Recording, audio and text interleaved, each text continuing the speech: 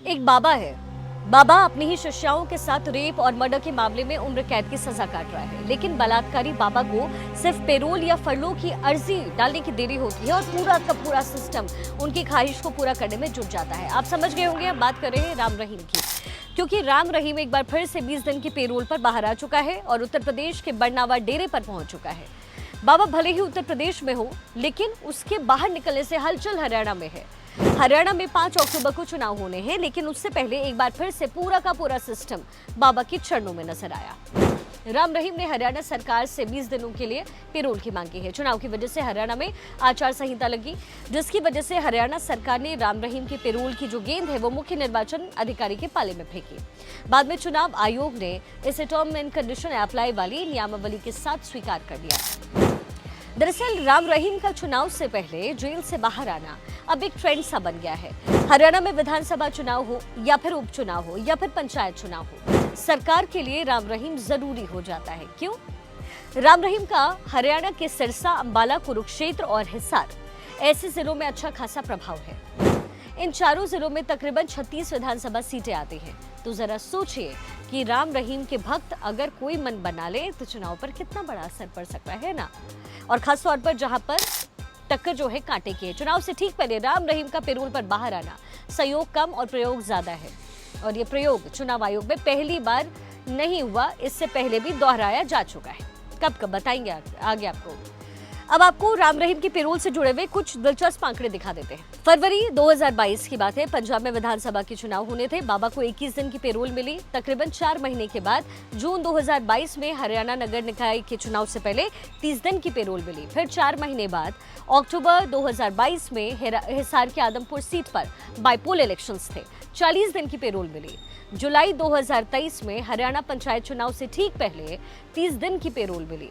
नवंबर 2023 राजस्थान विधानसभा चुनाव से पहले 29 दिन की फरलो मिली। अगस्त 2024 में यानी कि हरियाणा विधानसभा चुनाव से 2 महीने पहले एक बार फिर से 20 दिन की फरलो से मिली।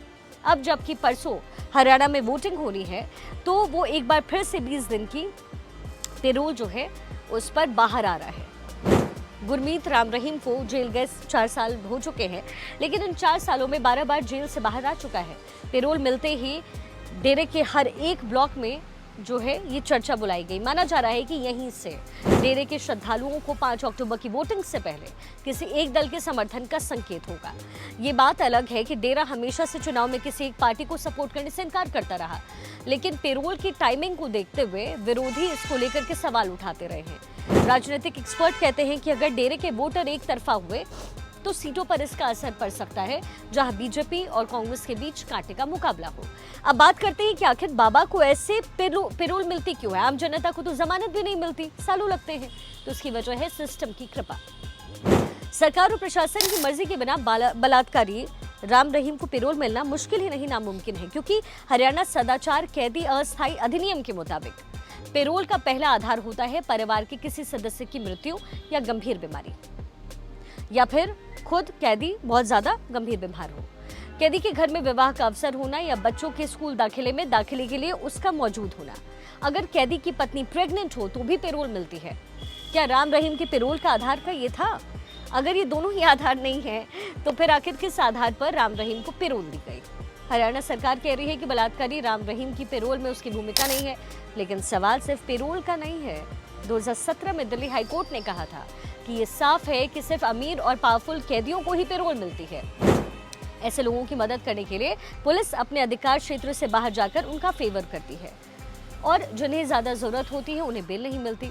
हाईकोर्ट की टिप्पणी हमारे देश के जेल सिस्टम की सच्चाई है, जिसमें आम कैदियों को पेरोल मिलना मुश्किल होता है और खास कैदियों को पेरोल दिलवाने में सरकार और सिस्टम हमेशा तत्पर रहता है। वरना बलात्कारी गुरमीत राम रहीम का आचरण ऐसा तो नहीं है कि उसे पेरोल पर छोड़ा जा सके या फिर बाहर आकर सत्संग की इजाजत मिले। ऐसे लोगों को छोड़ना वैसे तो समाज के लिए नुकसानदेह हो सकता है, लेकिन दिक्कत यहाँ ये है कि ऐसे बाबा अक्सर सियासत के लिए बड़े फायदेमंद होते हैं, और ये बातें सरकार बहुत अच्छे से जानती है और समझती भी है। इसलिए चुनाव से ठीक पहले बलात्कारी और मर्डरर बाबा को पेरोल मिल जाती है, किसी सेट एक सिस्टम की तरह।